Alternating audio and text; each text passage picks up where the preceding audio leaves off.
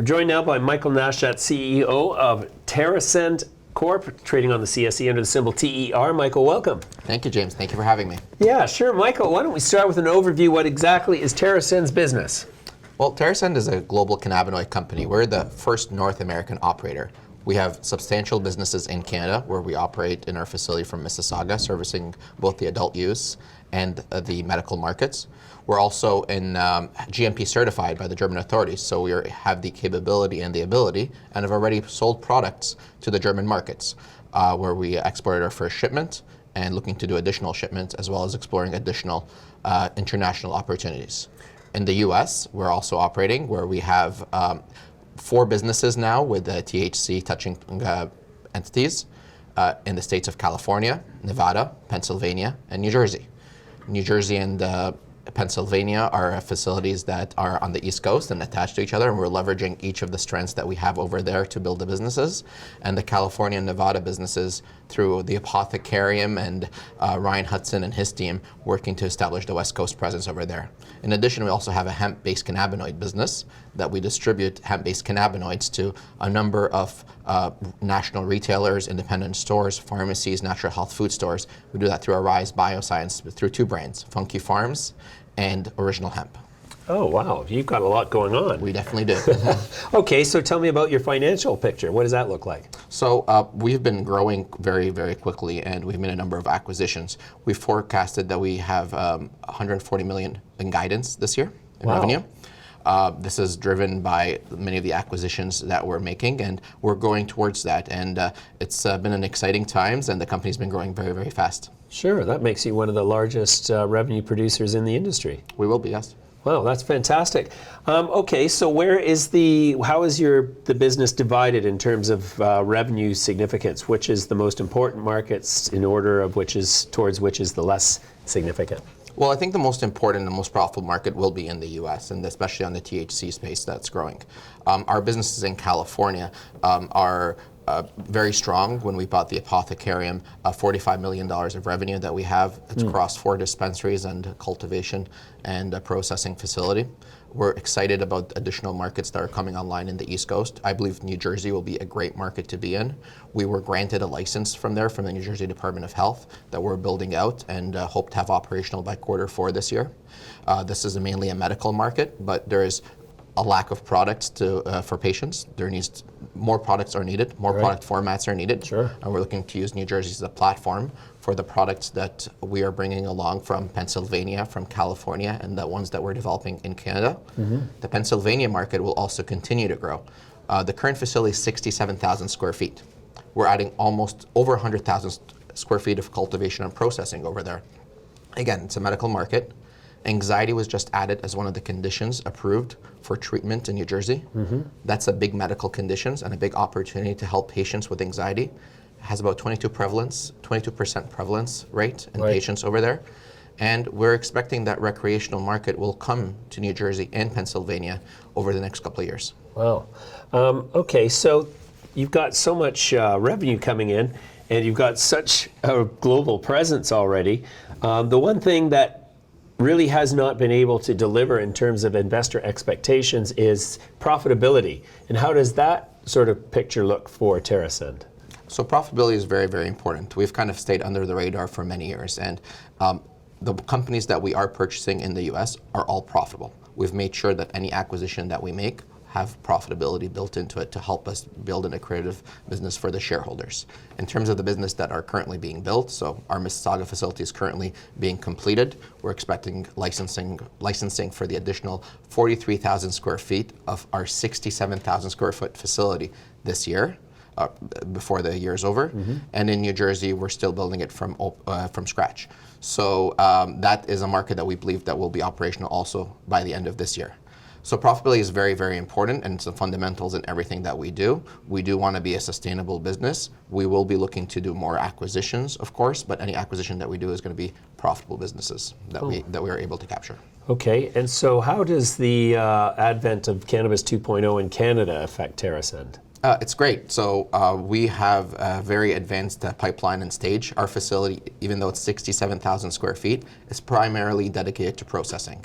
And we will be looking to launch new product formats, including the edible formats that is going to be allowed. So we have teas coming, we have chocolates coming, we have cookies, we have macarons coming in Canada. We also have our own vape technology that we've developed and bringing to Canada. We have the Valhalla gummy that we make in California that we'll be bringing to the Canadian market by next year. And the Alera line that has formulations doing topicals, including its own vape formulations that are made from different technologies. We're looking to bring those in the Canadian markets as well. So we have a very robust pipelines of US brands and US formulations that we own that we look forward to bring forward in Canada. And we're looking forward to take our Canadian brands that we've built here and our Canadian formulations to bring to the markets into the US that are allowed to be sold. Pennsylvania has no edible program yet. All the other states do. Wow, you've got it going on. What does the next 24 months look like in terms of global expansion for you?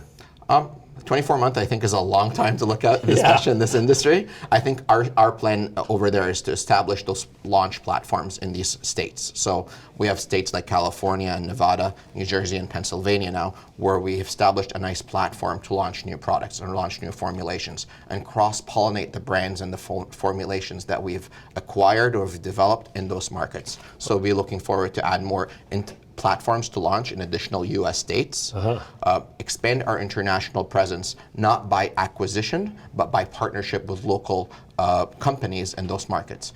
Because in Germany, for example, we know cannabinoids are distributed through pharmacies. So we've worked with Ayuvo Healthcare Pharmaceuticals to be able to get our products through their distribution channels to be distributed through pharmacies. And we have a multiple of international markets that we're working with right now to be able to get our products to be distributed through their markets without us putting the CapEx dollars in those markets and focus on developing our home base in North America. Right. Okay, well that's interesting. So you're really focusing on the US though? The US and Canada are the primary focus for us to develop a platform for our business. Okay, and so do you see yourself being categorized as a US MSO at some point besides also being Canadian and European? So we see ourselves as a North American operator, which is the only company in its class right now. A multi-continent operator. Yeah, the first we have reached definitely in multi-continent. We have a global reach, but focusing our operation expertise and excellence in the Canadian and the US market, which we believe are going to be the most important markets right now.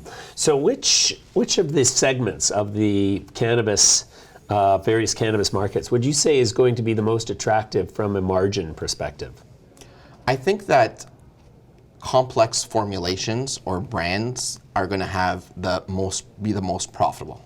Whether that is a tea formulation, whether it's a complex edible or a complex nanotechnology that can actually work in the cannabinoid place, that's where the margins will be. I do believe that eventually commoditization will come, but as in every other industry, there is commoditizable parts and there's non-commoditizable parts. Like coffee, for example, would be a good example of brands that they're still maintain a premium presence and things that can be done very, very cheaply.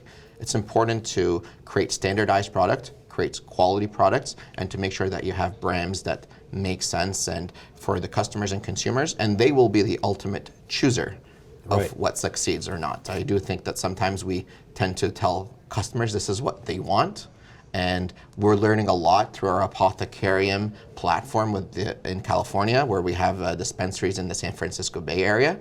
And because a lot of brands are bordered in California, we have a lot of insight of what brands work, what formulations work, what customers want, and that will help educate what brands we bring to the markets in all the markets that we're in. There's been a real explosion of outdoor grown hemp and cannabis in Canada, and next year is probably going to be twice as much. Obviously has a cheaper cost input cost rather, and so how do you see that affecting your operation? Are you planning to get into sourcing more from outdoor, or is it just a feedstock for you and you don't care where it comes from? So we're looking at quality cannabis products. Garbage in is garbage out. So anything you put in your products has to be quality products. The issue that we have with outdoor cultivation right now is the quality measures are not in place yet to get a good crop out. But genetics work, science has changed a lot of that for many other crops. The tomatoes that we have today, the other outdoor crops that we have today, are not like the crops we had 10, 15 years ago. And that work has started already. And over time, you will see that the quality of outdoor will start to improve and rival and match what we see in some indoor and some greenhouse facilities. It will take some time to get there, but I do believe that eventually we'll get there. Will Canada be the largest outdoor producer of cannabis? Probably not because of the climate, but we will see, I believe, more quality outdoor products coming in.